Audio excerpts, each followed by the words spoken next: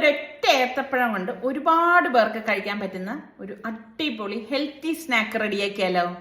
പാനിലേക്ക് നമുക്ക് 1 table spoon നെയ്യ് ഒഴിച്ചിട്ട് ഈ കട്ട് ചെയ്ത ഏത്തപ്പഴം ഇട്ടിട്ട് ഒന്ന് വഴറ്റി കൊടുക്കാം. ഇനി ഇതിലേക്ക് നമുക്ക് അണ്ടിപ്പരിപ്പും കിസ്മിസും പിന്നെ ഒരു 1/4 കപ്പ് തേങ്ങയും കൂടി ചേർത്തൊന്ന് ഇളക്കി കൊടുക്കാം. പിന്നെ നല്ല കട്ടിക്ക് ഉരുക്കി അരിച്ചെടുത്ത 1/4 കപ്പ് ശർക്കര പാനിയും 1 കപ്പ് ഗോതമ്പ് മാവും ചേർത്തൊന്ന് ഇളക്കി കൊടുക്കാം. അതിനുശേഷം നമുക്ക് കുറച്ച് തിളച്ച വെള്ളം ഇതിലേക്ക് ഒഴിച്ചൊന്ന് ലൂസാക്കി എടുക്കണം. അപ്പോൾ ഇതുപോലെ വിട്ട് വരുന്ന ഒരു പരുവത്തിൽ നമ്മൾ കുഴച്ചെടുക്കണം. കട്ട കെട്ടാൻ പാടില്ലേ.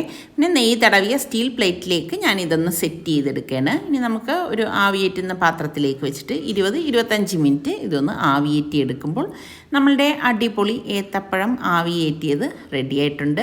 കുട്ടികളൊക്കെ സ്കൂൾ വിട്ട് വരുന്ന സമയത്ത് കൊടുക്കുകയാണെങ്കിൽ അവർക്ക് ഭയങ്കര ഇഷ്ടമായിരിക്കും കേട്ടോ. അതുപോലെ തന്നെ ഇപ്പോൾ വൈകുന്നേരം ചായക്കൊന്നും ഇല്ലെങ്കിലും നമുക്ക് പെട്ടെന്ന് തന്നെ ഇത് റെഡിയാക്കി എടുക്കാൻ പറ്റും.